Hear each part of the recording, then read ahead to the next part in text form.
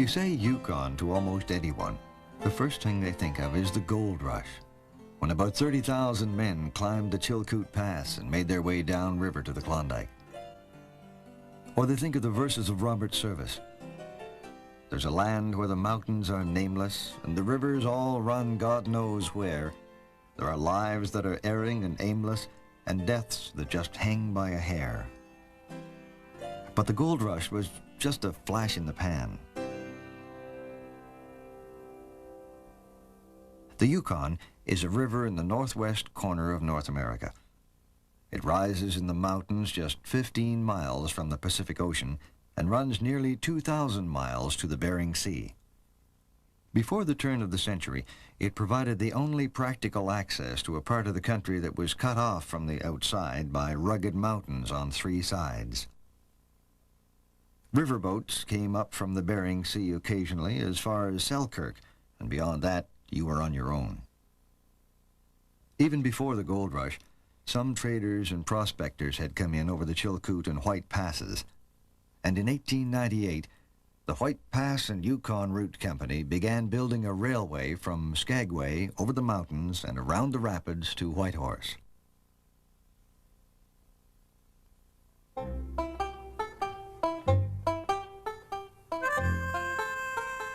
Here's how Skagway looked in the 30s. The trains chugged down the main street and started to climb. Building the road was a superhuman effort, one of the engineers wrote.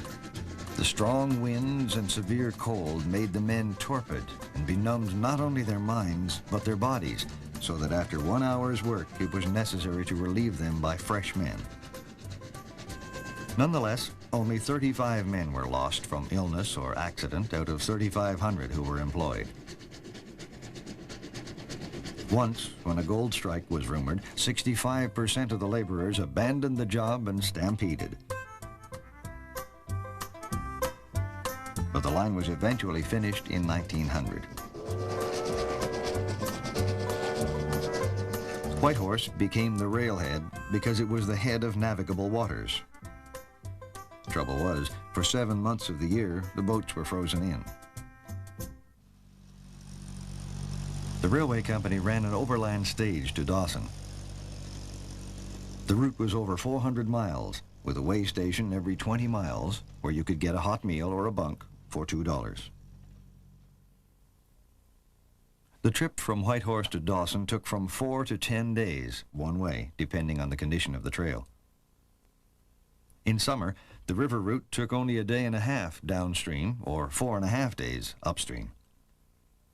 It was 460 miles past Lake Labarge, Hootalinqua, Carmacks, the Five Fingers, Rink and Hell's Gate Rapids, and numberless bends and shallows. 2 months before breakup, a bull gang would arrive to get ready for launching. The first job was to chip out ice lodged under the hulls. The creeks and rivers broke up first, but the ice held on the lakes. To speed the breakup on Lake Labarge, they used to lay down lampblack mixed with old crankcase oil to absorb the sun's heat and melt the ice. Downstream at Dawson, the whole town would bet on the day and hour the ice would go out. These shots were taken in 1932, the year the Dawson dock was carried away.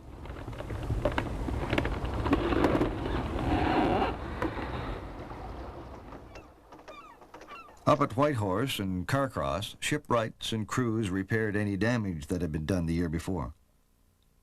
The boats were jacked up and the cribbing was removed. They put tallow and grease on the ways, and they put the butterboards in place to support the steamer as it slid down. They tried fish oil, but the dogs ate it all off.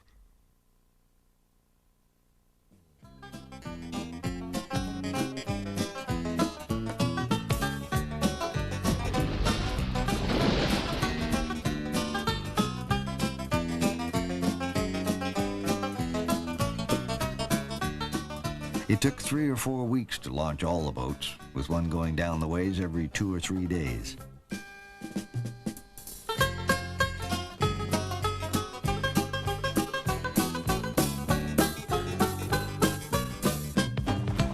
boats were designed to take a lot of freight in shallow water. Flat bottoms, no keel, shallow draft, with a prow shaped not to cut into the water, but to channel it under the hull where it was needed. The wheelhouse was well forward to get a good look at the river ahead. The first boats carried liquor and food for Dawson. Bills of lading for other cargo read like a mail-order catalog. And there was enough wood to fire up and reach the first wood pile downstream.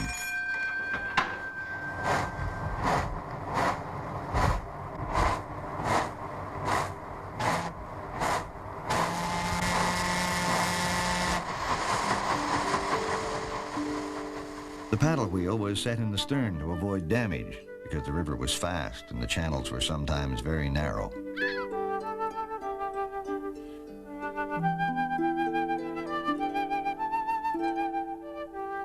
Usually by late May, Lake Labarge was open and traffic got into full swing.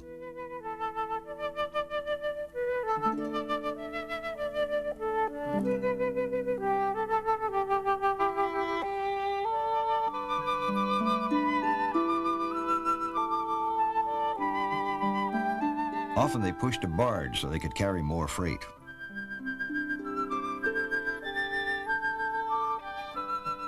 One of the spring hazards was migrating caribou. Sometimes the steamers had to come to a full stop to let them clear the river.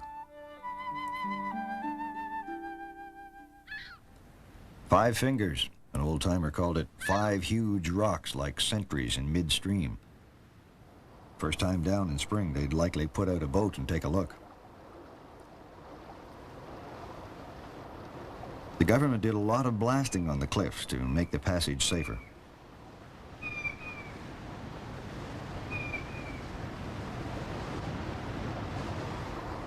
You had to be ready to cut straight across the river as soon as you were through, or you'd hit a submerged rock.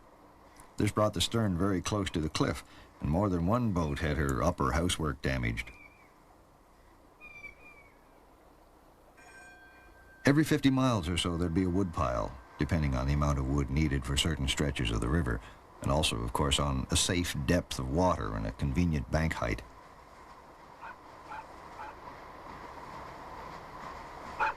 It was the deckhand's job to get the wood on board. The number of cords ordered by the ship's master were measured off by the purser.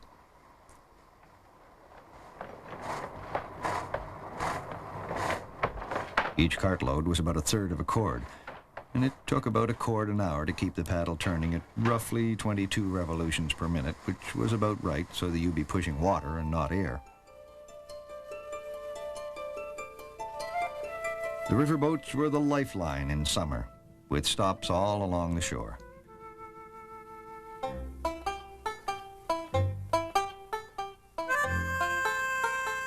The mates got the cargo sorted out, and the purser kept the paperwork straight.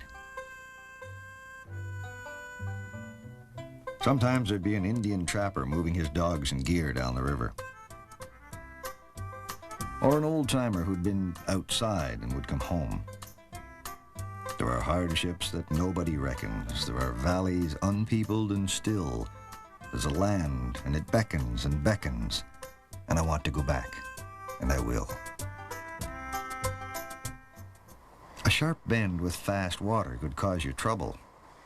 If you were pushing a barge, you had to jackknife it around by tightening the lines on one side and slackening off on the other.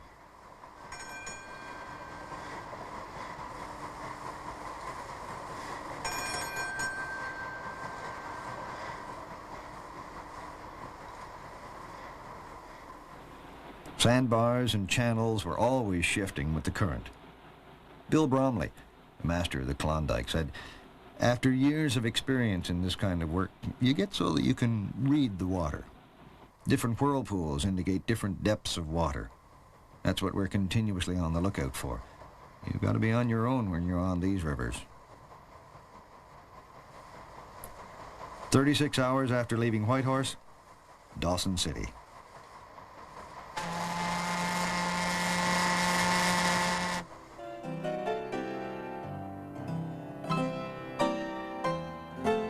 The boats put up here for 24 hours while they blew down the boilers and cleaned them.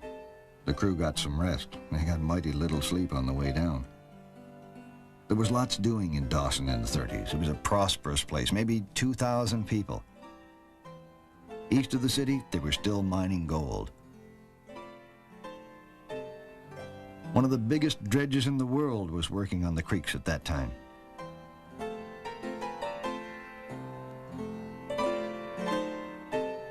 At the Yukon Consolidated Gold Room at Bear Creek, they melted down the dust and nuggets. It's interesting that of $250 million taken out of the creeks, 3/4 of it was after 1900. Those 30,000 sourdoughs didn't find it all.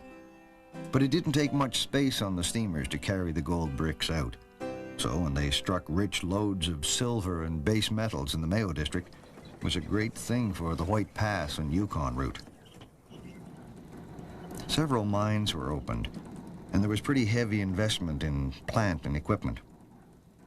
Ore was hauled by cat train and stacked at Mayo Landing. The new mining area was on the Stewart River, southeast of Dawson. During the summer, the ore was moved downriver to Stewart Landing and transshipped to upgoing steamers. The Stewart River was even shallower than the Yukon, so in 1922 the smaller Keno was built to move the ore down to the junction of the two rivers. They tried to time their arrival at Stewart Landing to meet a steamer coming up from Dawson, so the 125-pound sacks would only have to be manhandled once. The ore was a payload for the upriver boats and barges that had been traveling practically empty. The only drawback was that pushing a barge added half again to the fuel cost. So in 1929, the Klondike was built to take more freight without a barge. She was 240 feet long overall. That's 2/3 the length of a football field. But some of the boats still needed the barges. Gasoline had become a big item along the river.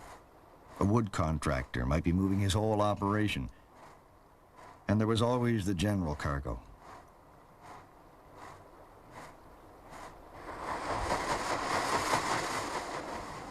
Going upstream at Five Fingers, the steamers needed help. A 1-inch steel cable about 1,500 feet long was permanently fixed to the shore at both ends, leaving enough slack to be wrapped around a steamer's winch.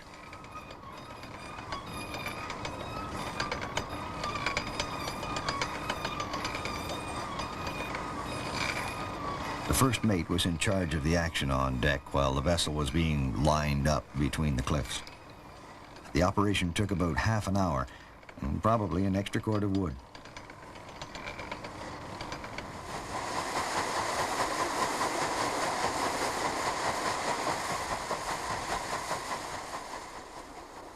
Because of the changing shoals and channels, in shallow stretches, deckhands were constantly taking soundings, both port and starboard. But a gravel bar could come up fast. If they ran aground, the first thing they did was reverse the paddles to try and wash away the gravel under the hull. If that didn't work, they'd get a cable ashore and fasten it solidly to try and winch themselves off.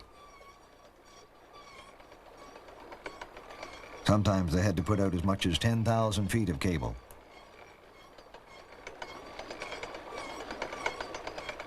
If that failed, they had to use the spars that they carried lashed to the forward housing.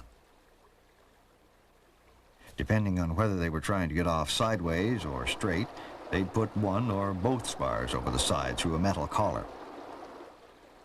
With winches and block and tackle, they'd actually hoist the hull off the bottom, then lurch forward 3 or 4 feet at a time, like a sick grasshopper.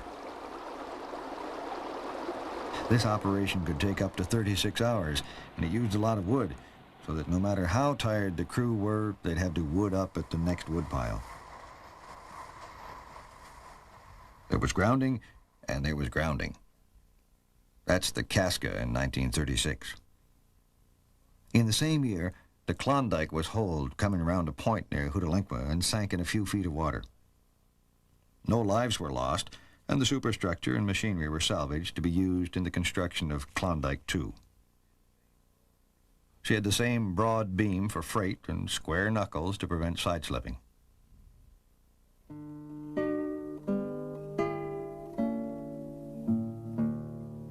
In spring and fall, the ships would tie up at night if there was a bad stretch of water ahead. In summer, nights were short, never totally dark, so the captains often kept right on going.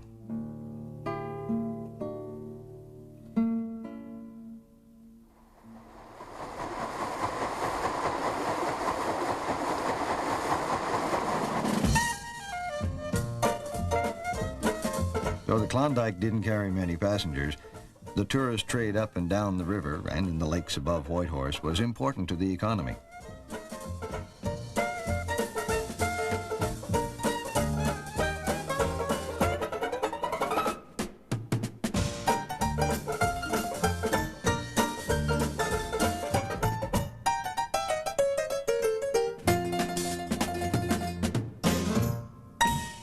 The masters loved the river, and when there was something to see, they'd blow the whistle.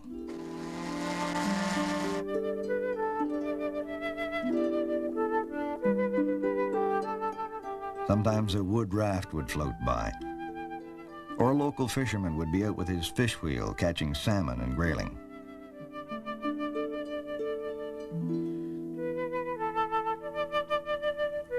Crossing Lake Labarge, the passengers would be allowed in the wheelhouse. A steamer would make 10 to 14 trips in the 5-month season. The last run usually took a full load of liquor down to Dawson and brought back a last load of ore and a bunch of miners going out for the winter. Most of the boats wintered at Whitehorse. They lined up, waiting to be hauled up the ways by steam winches. Freeze-up was about the middle of October. Up at Carcross, south of Whitehorse, they still used horse-drawn capstans to haul out the lake steamers. Hauling out was pretty much a reverse action of the launching.